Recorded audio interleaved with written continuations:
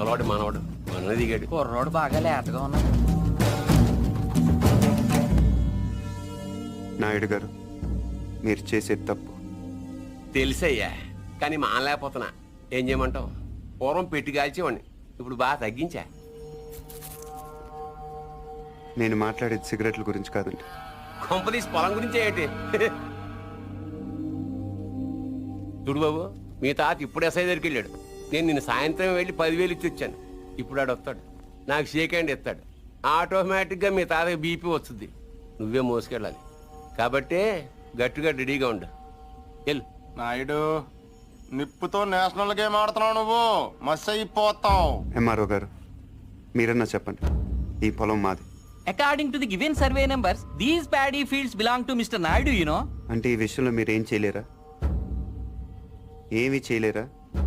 అంటే కుర్రాడికి కొంచెం చాదస్తు